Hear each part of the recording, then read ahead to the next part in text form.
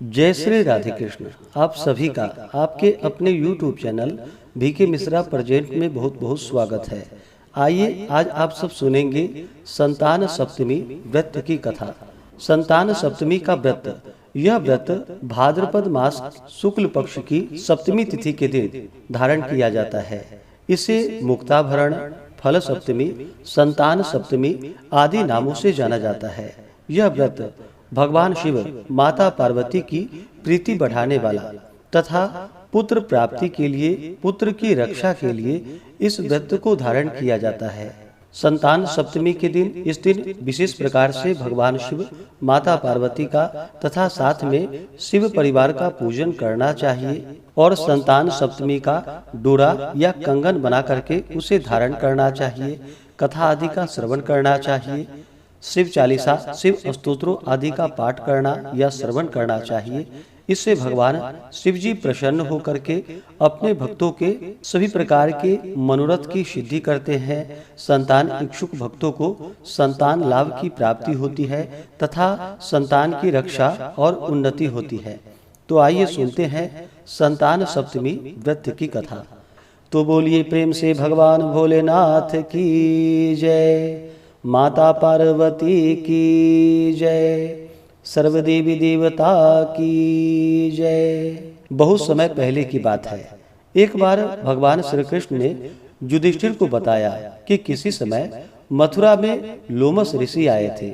मेरे माता पिता देवकी तथा वसुदेव ने भक्ति पूर्वक उनकी सेवा की, तो ऋषि ने उन्हें कंस द्वारा मारे गए पुत्रों के शोक से उबरने के लिए आदेश दिया कि हे देवकी, कंस ने तुम्हारे कई पुत्रों को जन्म लेते ही मारकर तुम्हें पुत्र शोक दिया है। इस दुख से मुक्त होने के लिए तुम संतान सप्तमी का व्रत करो। राजा नहुस की रानी चंद्रमुखी ने भी यह व्रत किया था, तब उसके भी पुत्र नहीं मरे। यह व्रत तुम्हें भी पुत्र शोक से मुक्त करेगा। देवकी ने पूछा कि हे देव, मुझे व्रत का पूरा विधान बताने की आप कृपा करें ताकि मैं विधि पूर्वक व्रत संपन्न करूं। लोमस ऋषि ने कहा। लोमस ऋषि ने उन्हें व्रत का पूजन विधान बताकर व्रत कथा बताई। नहुस अयोध्यापुरी का प्रतापी राजा था। उसकी पत्नी का नाम चंद्रमुखी था। उसके राज्य में ही विष्णुदत्त नामक एक ब्राह्मण रहता था। उसकी पत्नी का नाम रूपवती था।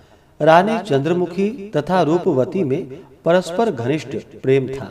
एक दिन वे दोनों सरयू में स्नान करने गई। वहां अन्य स्त्रियां भी स्नान कर रही थी। उन स्त्रियों ने वहीं पार्वती शिव की प्रतिमा बनाकर विधि पूर्वक उनका पूजन किया।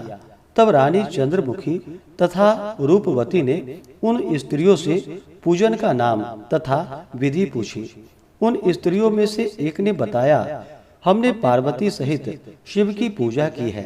भगवान शिव का डोरा बांधकर हमने संकल्प किया है कि जब तक जीवित रहेंगी तब तक यह व्रत करती रहेंगी। यह मुक्ताभरण व्रत सुख तथा संतान देने वाला है। उस व्रत की बात सुनकर उन दोनों सखियों ने भी जीवन पर्यंत इस व्रत को करने का संकल्प करके शिवजी के नाम का डोरा बांध लिया। किंतु घर पहुंचकर वे संकल्प को भूल गई। फलतः मृत्यु के पश्चात रानी वानरी तथा ब्राह्मणी मुर्गी की योनि में पैदा हुई। कालांतर में दोनों पशु योनि छोड़कर पुनः मनुष्य योनि में आए। चंद्रमुखी मथुरा के राजा पृथ्वीनाथ की रानी बनी तथा रूपवती ने फिर एक ब्राह्मण के घर जन्म लिया। इस जन्म में रानी का नाम ईश्वरी तथा ब्राह्मणी का नाम भूषणा था। भूषणा का विवाह राजपुरोहित अग्निमुखी के साथ हुआ। इस जन्म में भी उन दोनों में बड़ा प्रेम हो गया। व्रत भूलने के कारण ही रानी इस जन्म में भी संतान सुख से वंचित रही। प्रौढ़ावस्था में उन्हें एक गूंगा तथा बहरा पुत्र जन्मा, मगर वह भी 9 वर्ष का होकर मर गया।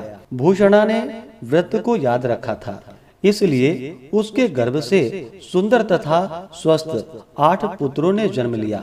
रानी ईश्वरी के पुत्र शोक की संवेदना के लिए एक दिन भूषणा उससे मिलने गई। उसे देखते ही रानी के मन में डाह पैदा हुआ।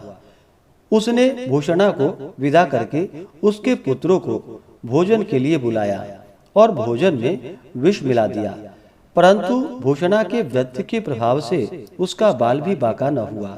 इससे रानी को और भी अधिक क्रोध आया। उसने अपने नौकरों को आज्ञा दी कि भूषणा के पुत्रों को पूजा के बहाने यमुना के किनारे ले जाकर के उन्हें गहरे जल में ढकेल दिया जाए। किंतु भगवान शिव और माता पार्वती की कृपा से इस बार भी भूषणा के बालक व्रत के प्रभाव से बच गए। परिणामतः रानी ने जल्लादों को बुलाकर आज्ञा दी कि ब्राह्मण बालकों को वध स्थल पर ले जाकर मार डालो, किंतु जल्लादों द्वारा बेहद प्रयास करने पर भी बालक न मर सका। यह समाचार सुनकर रानी को बहुत ही आश्चर्य हुआ। उसने भूषणा को बुलाकर सारी बातें बताई और फिर क्षमा याचना करके उससे पूछा कि हे सखी, किस कारण तुम्हारे बच्चे नहीं मर पाए। भूषणा बोली, क्या आपको पूर्व जन्म की बात स्मरण नहीं है? रानी ने आश्चर्य से कहा, नहीं, मुझे तो कुछ भी याद नहीं है। तब उसने कहा, सुनो, पूर्व जन्म में तुम राजा नहुष की रानी थी और मैं तुम्हारी सखी। हम दोनों ने एक बार भगवान शिव का डोरा बांधकर संकल्प किया था कि जीवन पर्यंत संतान सप्तमी का व्रत किया करेंगी, किंतु दुर्भाग्यवश हम भूल गई और व्रत की अवहेलना होने के कारण विभिन्न योनियों में जन्म लेती हुई अब फिर मनुष्य जन्म को प्राप्त हुई है। अब मुझे उस व्रत की याद आई थी, इसलिए मैंने व्रत किया। उसी के प्रभाव से आप मेरे पुत्र को चाहकर भी नहीं मरवा सकी।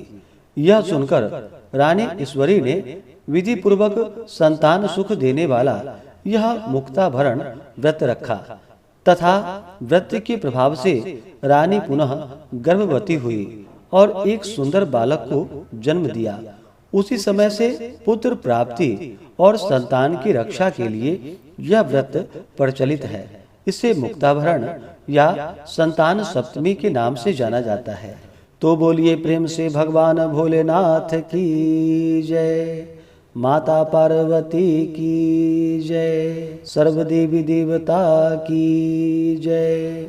इसी प्रकार से जो भी भक्त सच्ची श्रद्धा के साथ नियम और निष्ठा के साथ संतान सप्तमी का व्रत धारण करते हैं, भगवान शिव जी का पूजन करते हैं, कथा श्रवण करते हैं, तो भगवान शिव अपने भक्तों के सभी प्रकार के मनोरथ की सिद्धि करते हैं तथा सुख समृद्धि का आशीर्वाद प्रदान करते हैं।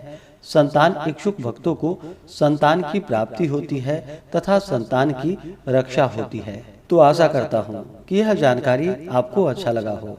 इसी प्रकार से ज्ञानवर्धक जानकारियाँ प्राप्त करते रहने के लिए, व्रत पूजा के बारे में जानने के लिए, कथा को सुनने के लिए चैनल पे अगर आप पहली बार आए हैं तो चैनल को लाल बटन दबा करके सब्सक्राइब करें, साथ में बेल आइकन घंटी को दबाएं ताकि आने वाली वीडियो का नोटिफिकेशन आपको समय से मिलता रहे।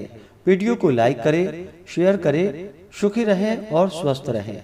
भगवान शिव, माता पार्वती का कृपा आप सभी भक्तों पर सदा बना रहे।